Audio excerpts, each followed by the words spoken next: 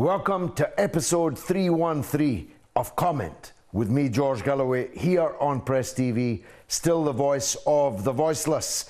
Comment is the big conversation. It's the great debate. But it can only be either if you join in. That's why, above all, I need your telephone calls. The number to dial is 44208-601-4555. You call us, we'll call you back, establish a clear line, and remember, if you get on the television with me, the volume on your television has to be at 0, or I'll have to pass swiftly on.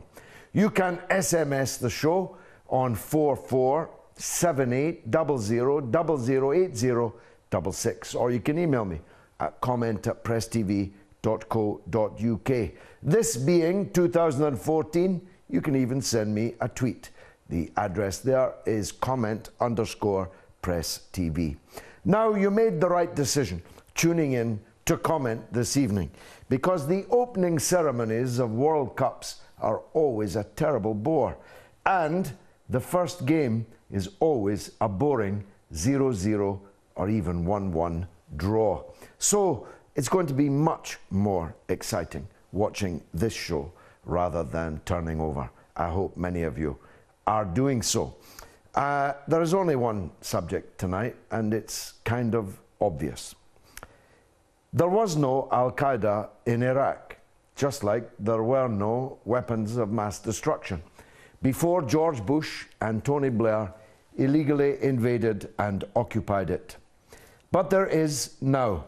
In fact, there are thousands of Al-Qaeda in Iraq now from all over the world. And they're not just in Iraq, they are shuttling back and forward between the west of Iraq and the east of Syria. That's significant for a number of reasons. Because the Al-Qaeda offshoot, ISIS, the Islamic State of Iraq and Syria, or ISIL as they previously called themselves, the Islamic State of Iraq and the Levant, a remarkably Orientalist title. Maybe that's why they're trying to change it. But once upon a time, ISIL or ISIS were just a chapter of Al-Qaeda in Syria. Now, this is a significant point because they have been expelled from Al-Qaeda by its leader, Ayman al-Zawahiri, for being, and I quote, too sectarian, too extreme. I've seen nothing that makes me disbelieve him.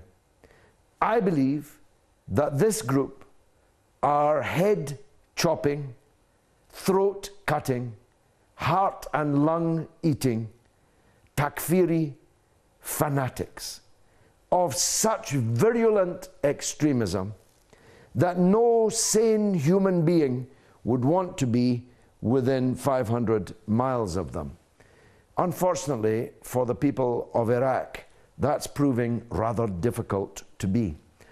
Because this group, having held parts of Fallujah, most of Fallujah, and parts of Ramadi, most of Ramadi, for the last 6 months or more, have suddenly burst into the headlines, burst onto the floor of the United Nations Security Council with a military advance of stunning and deadly seriousness. They have captured some of the most historic, some of the most populous cities in Iraq, in Mosul and in Tikrit, and now they are battling for Samarra, beyond which lies Baghdad. They have taken whole regions, Nineveh, the historic and biblical place being one of those. It has been an easy advance because of the performance of the Iraqi armed forces, which were pitiful to say the least. 30,000 soldiers ran away in Mosul from 800 terrorist fanatics. And the cost of that is not just the 500,000 people who had to flee Mosul, hundreds of thousands of whom are still sleeping by the side of the road without water or food and with nowhere that they can easily flee to. Not just in the devastating blow to the integrity, territorial integrity of Iraq as a state, but because the terrorists broke into the bank and stole $460 million, which they quickly shuttled across the border into those parts of Syria that they still control. And the weaponry and equipment that was abandoned by the panicking and fleeing Iraqi soldiers has equally been distributed between ISIL in both Iraq and Syria. This is a deadly new twist. Of course, these people already had lots of money, and they already had lots of weapons and equipment. We know that because we supplied it. Britain and the United States and France and other countries have been piling money and weapons into Syria for the last 3 years. Even if they did not, and that's questionable, give it directly to the Al-Qaeda outfits, that's immaterial, a distinction without a difference, because the Al-Qaeda outfits promptly took it off the people Britain and the United States had given it to. So the earlier parts of this revolt in the western deserts of Iraq were being armed and financed by the chapter of ISIL that operates mainly in Syria. But now they have literally hundreds of millions of dollars and all the weaponry and material, including tanks and aircraft, that they could possibly wish for. And so we must examine more closely who they are. And I'm afraid there's no hiding place for anybody in this. There are people who, for their own reasons, wish to downplay ISIL's relationship with Al-Qaeda. They're no longer in Al-Qaeda, they say, as if that were a badge of honor. But they're only no longer in Al-Qaeda because Al-Qaeda kicked them out because, in the words of Zawahiri, they were too sectarian and too extreme. Some say that the tribes, Sunni Muslim tribes in the west of Iraq, have joined this revolt. That is, to an extent, true. Some say that the military genius that has been involved in this dramatic series of victories comes from former officers of the army of the previous Ba'athist regime in Iraq. That's also, to an extent, true. Some say this is an authentic popular uprising against the failures of the al-Maliki government in Baghdad. And that is also, to an extent, true. But the dominant force in this military sweep is ISIL. Make no mistake about that. And I have just been listening to their broadcast this evening, and this is what it said. It said, roll up your sleeves, hold this territory that you have liberated, and never allow a Shiite to set foot on this territory again. It said, we are headed for Baghdad, and we are headed further than Baghdad. We are headed for the Shiite holy shrines in Najaf and Karbala. This is the language of the most red in blood stained Takfiri fanatic. If this force that's sweeping everything before it had any redeeming qualities, the last thing in the world they would be doing is broadcasting their horrific, blood-curdling, sectarian threats. They would be calling on the people of Baghdad, the people of the south, the people of Najaf and Karbala to also rise up and join with them. But they don't, and they won't, because their purpose is not to deal with any failings of al-Maliki. It's not to deal with any issues of foreign occupation of the country. No, it is blind sectarian hatred. Don't tell me it's not, because I've just been listening to them in the last 2 hours. So who's behind them? Well, in a way, they no longer need anybody behind them. They've got all that's behind them, and they've got it in their pockets. But there is no doubt that that old chestnut, Saudi Arabia, is deeply involved with these people. Other Persian Gulf countries are involved in them, are with them. And what's the attitude going to be of Britain and the United States? Are they going to invade Iraq again? You bet they won't. Are they going to leave Iraq to fall apart? They having broken it, shattered it in the first place? You bet they will. And then there's the issue of the Kurds in the northern part of Iraq, who, seeing an opportunity this day, have now captured the oil-rich city of Kirkuk, without which an independent Kurdish state in the north of Iraq is economically unviable. So who are the losers?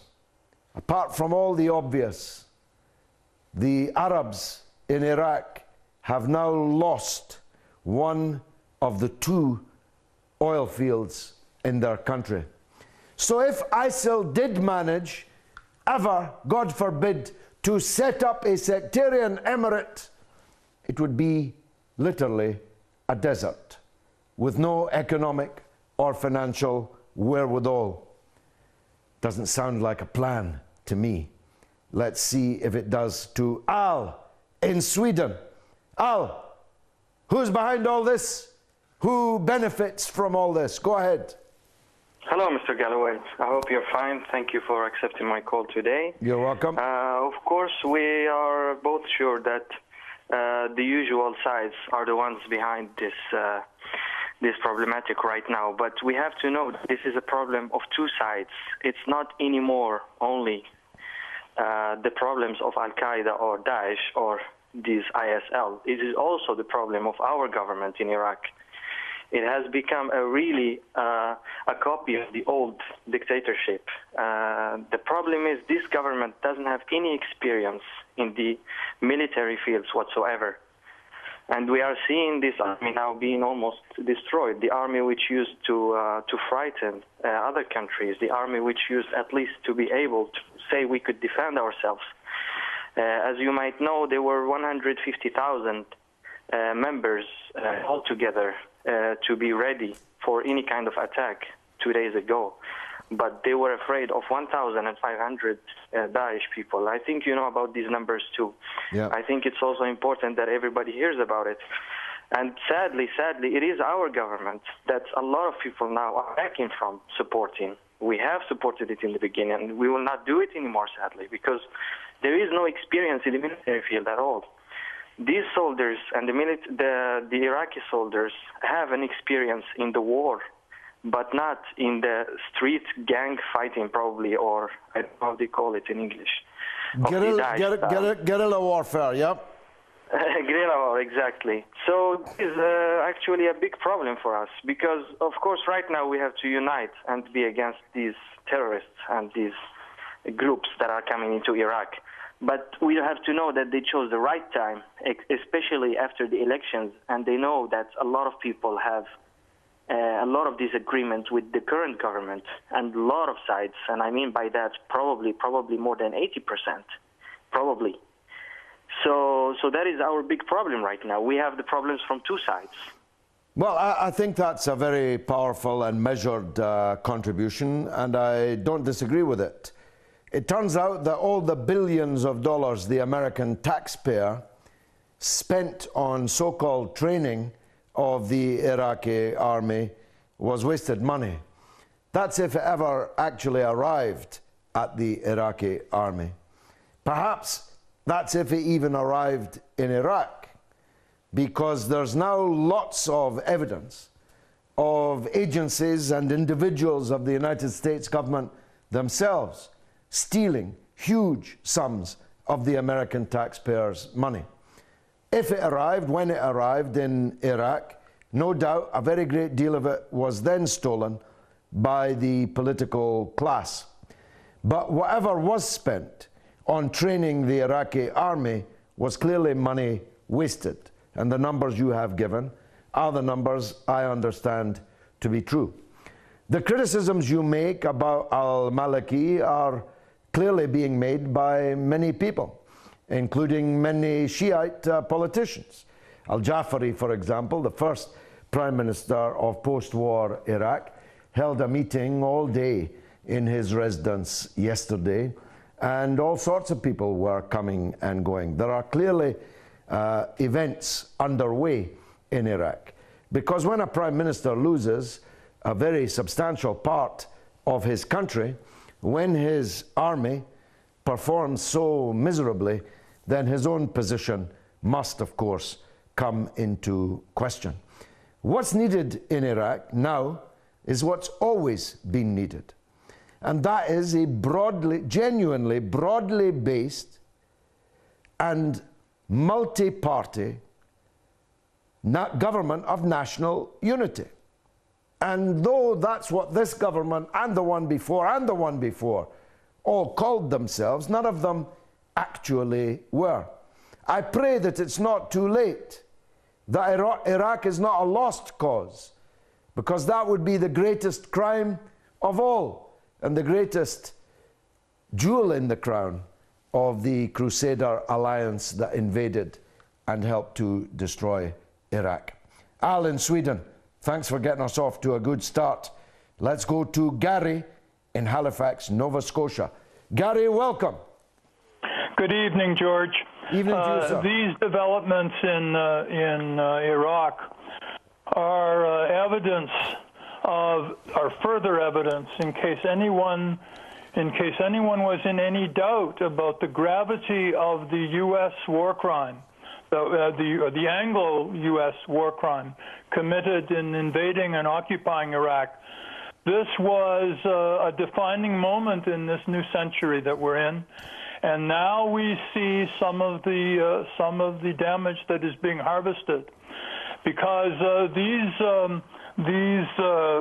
Takfiri, whatever you want to call them, gangsters, they have their agenda, and they have the ear of the United States, and they have the tacit support of the Anglo-American alliance, and they will go ahead to realize their aims, and the U.S. and Britain are urging them on, because at the moment it serves a number of their aims, and the basic thing they want is to have a zillion and one Islamic caliphates and no united Arab front against the Anglo-American plan. Well, that may very well be true. Let me deal with it part by part, Gary. Okay. I expected last night some humility from the commentators and journalists who had cheered us into this utterly disastrous, catastrophic enterprise in Iraq in 2003.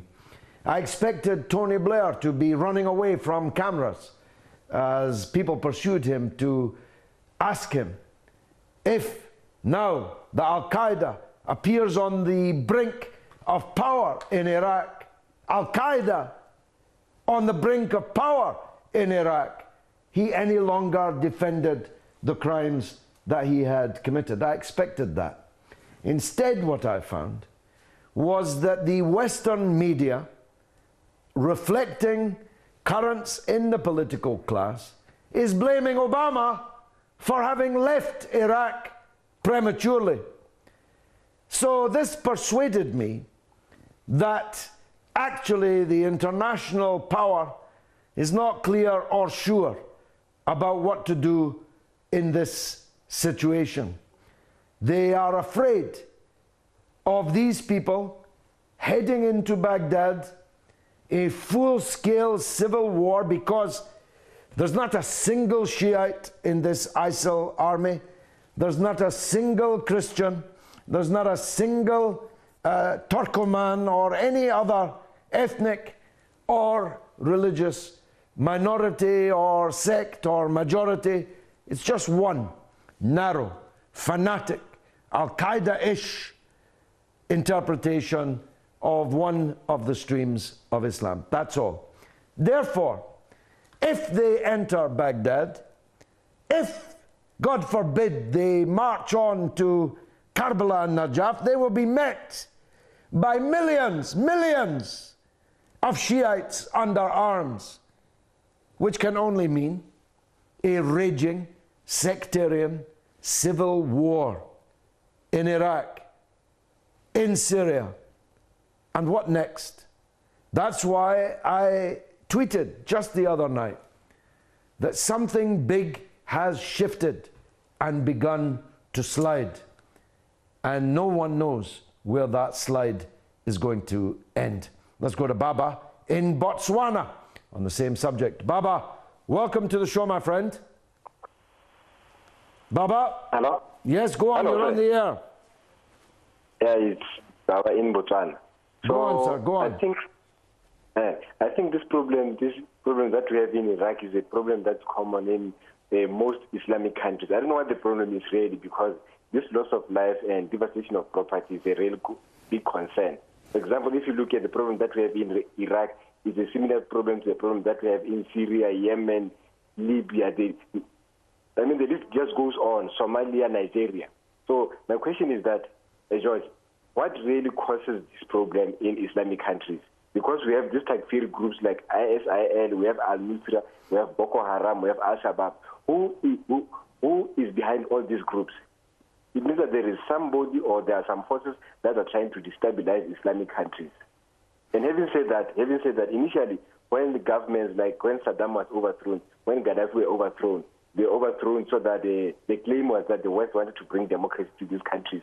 Now we see that there is no democracy. Now there is distraction. There is chaos in these countries. So maybe you'll clarify some of these issues for me. Well, so I can know who is... you're asking me the question. I was asking you. Here's my answer. There's no time, unfortunately, for you to give yours now. And it's this. Saudi Arabia is, of course, heavily behind all these extremist Takfiri groups, even though the ultimate target of these groups is them. And it's partly an insurance policy that if you give them enough and keep them busy enough, then they'll stay away from you. But of course, Iraq is the neighbor of Saudi Arabia. And given the military progress of this group in just the last few days, with many more days of this story still to run, I cannot understand why the Saudi dictatorship imagines that it's making itself safer as a result of arming and financing these organizations. And of course, this very organization is being backed in Syria by Western countries. Never mind the Persian Gulf money that is being poured into these organizations in Syria. British and American taxpayers, French taxpayers, French ministries of defense, special forces and trainers have all been involved in bolstering this monster, which is now broken free. Now I need to take a very short break for a news bulletin. We're discussing Iraq, of course, and God willing, I'll be back in just 3 minutes' time. So don't go away, don't switch over. I promise you the opening match of the World Cup is definitely not worth watching. The second half of Comment, God willing, will be. See you shortly.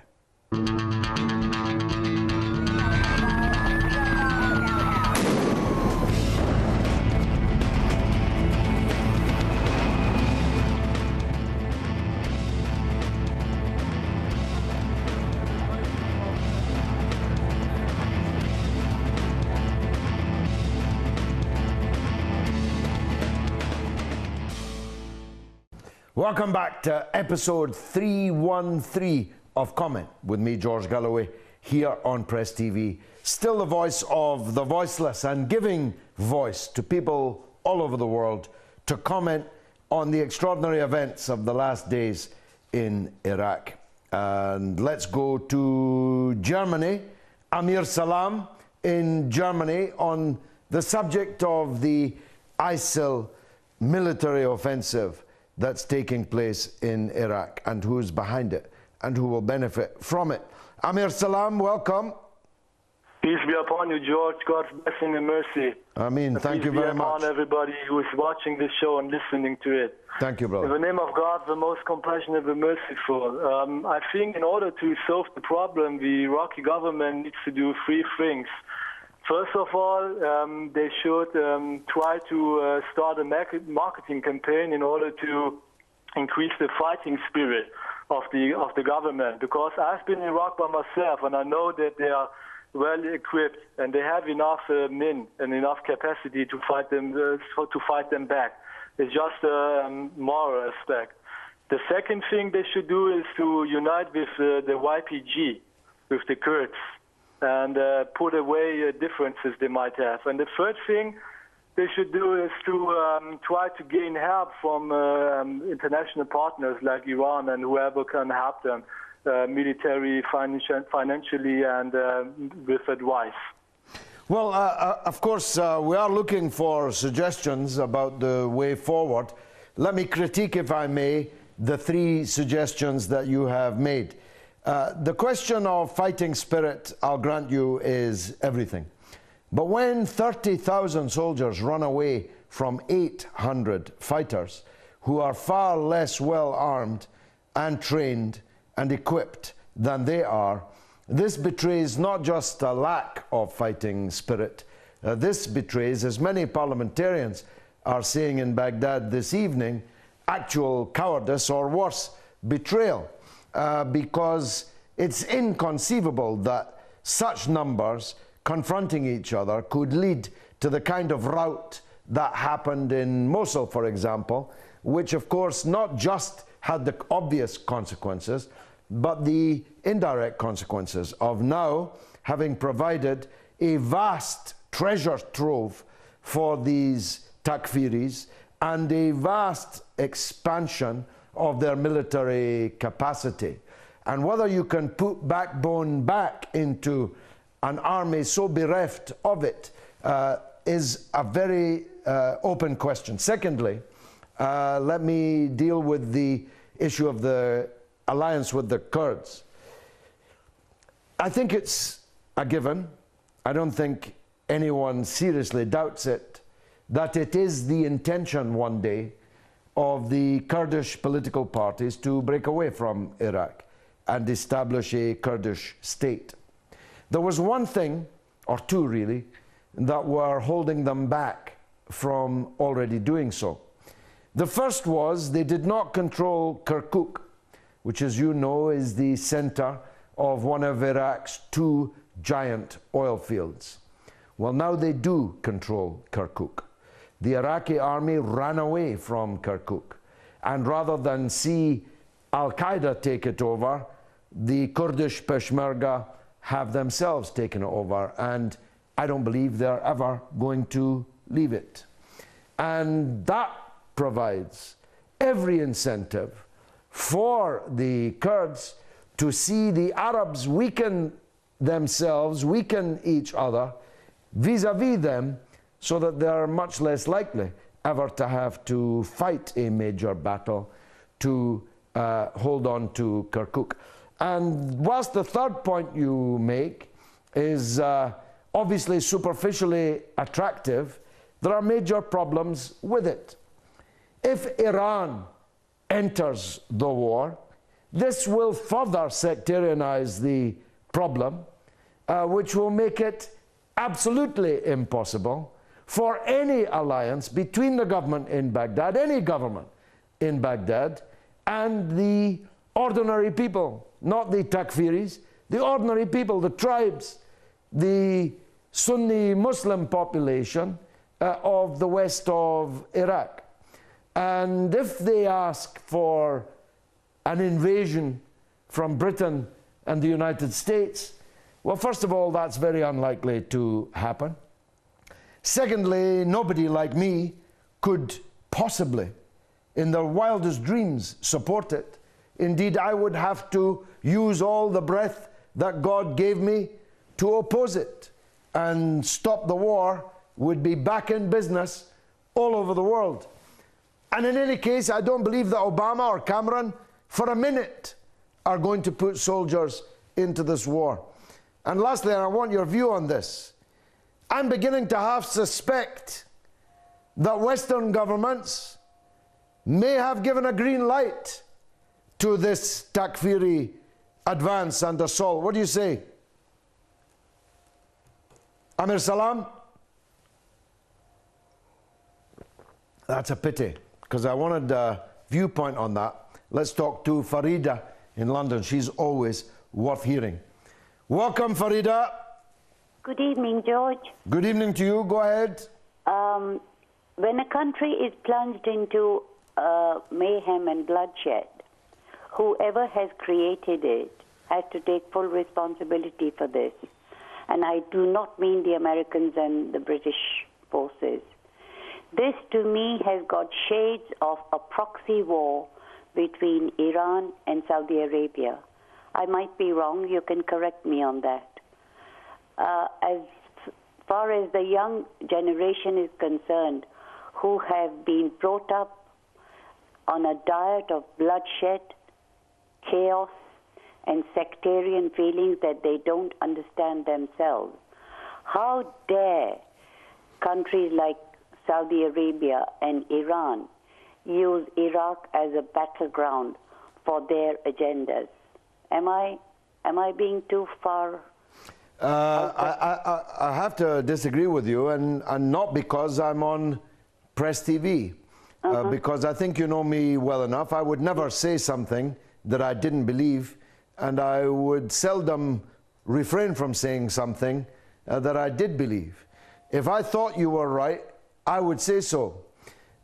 I don't believe that Iran is in any sense using Iraq. In fact, the danger for Iran now is that it gets drawn into a major conflagration in its next door neighbor, because it cannot allow the slaughter of its co-religionists, and it cannot allow a devastating war to take place on its own border, because how long before that spilled across its border? Saudi Arabia is undoubtedly involved. There's no question about that. And they wouldn't even deny that. They are not only supporting these fanatics in Syria, they are denouncing everyone else, even the United States, for not joining them wholeheartedly enough in supporting this force. And as the name suggests, this is a cross-border organization. It is the Islamic Society of Iraq and the Levant, or the Islamic State of Iraq and Syria. They're not making any bones about it. It does what it says on the tin. It's not trying to deceive us in any way. It is trying to destroy Syria and destroy Iraq in order to make what it calls an Islamic State out of as much of both of them that they can seize and hold. Saudi Arabia is backing that for reasons I adumbrated earlier. But I'm not sure that it's not going to backfire on them very spectacularly indeed. Farida, what's your answer? Who do you think is behind all this? My answer to that is that if you say Iran has got nothing of interest in Iraq, Saudi Arabia, on the other hand, in whatever agenda that they might be following, have exactly the same story to tell. They are saying that the so-called puppet regime that the West put into Iraq was being very unfair to the Sunnis. So this sectarian Sunni-Shia thing, for as long as those flames are being constantly fanned by the Western people, and we as Muslims are stupid enough to play their game by their rules, then who is going to be the loser? We are. Well, I think the key point in response to what you've just said is this. This is my view. It's not the view of anybody else. It's not the view of Iran. It's mine. None of the governments since the Iraq war have done nearly enough to try to recreate an Iraqi national consciousness and identity. The United States and Britain have done everything they could to sectarianize politics in Iraq, and now they're complaining about it. The Maliki government has clearly failed in winning allies and friends in the Sunni population of Iraq. Otherwise, 800 fighters would not be able to advance across hundreds, maybe thousands of miles. The western part of Iraq, which they hold, is mainly desert, but it's bigger than Greece. It's huge. And the tribes there are clearly giving at least tacit support to these Takfiris. So somebody in Baghdad's going to have to take a hold of this situation. And if they want to call me, I'll give them some private suggestions of what they could do. But somebody has to take hold of it. It will not be able to be resolved just by military force. In fact, if Iran is forced, and it might be, and I could not complain if it was, dragged into this conflict, then the sectarianization will be complete.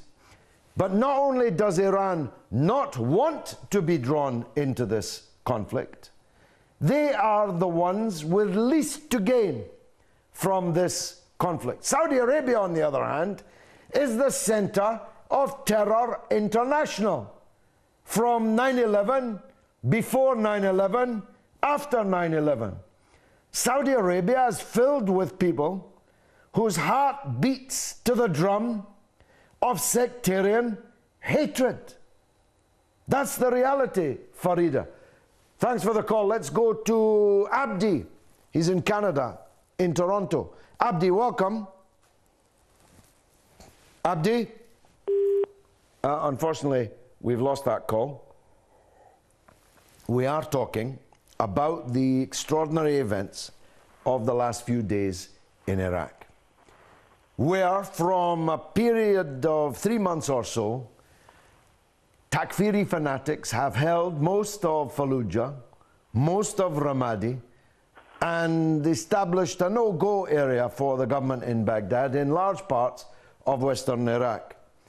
And that has been transformed in just a few days to shells this afternoon landing at Baghdad airport.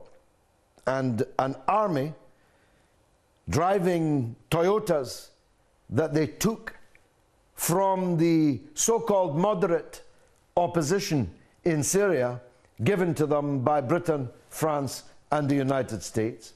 A column, a military column, has now circumnavigated Samarra and is within a couple of hundred miles, at the very most, maybe 100 at the closest, to the Iraqi capital, Baghdad.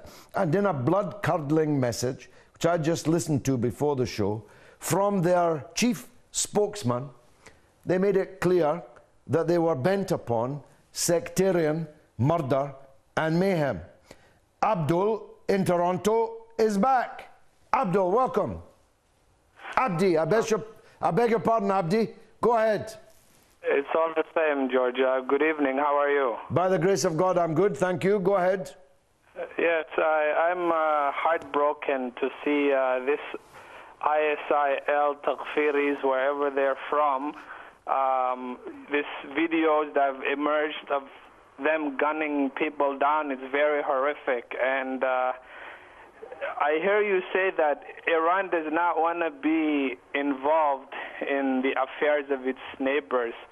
I tend to disagree, George. I think Iran is able to do a big favor, if not at least, boots on the ground, but some tactical support. I think these people, if they're chased, should be chased all the way down to wherever they came from, whether it's Saudi, Chechnya.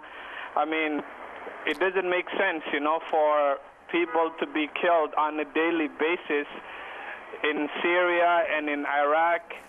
And we get to watch this while America and Britain have taken their boots home safely, right? No, of course I understand it might come to that, Abdi. Nobody could blame Iran if it did. But Iranian foreign policy has been clear for centuries. Iran has not invaded anybody else's territory for more than 300 years. I wish I could say the same about my own country. It's hardly 3 years since Britain last invaded somebody else's territory. Iran is led by wise people who know the sectarian tinderbox that exists in Iraq and does not want to add to it.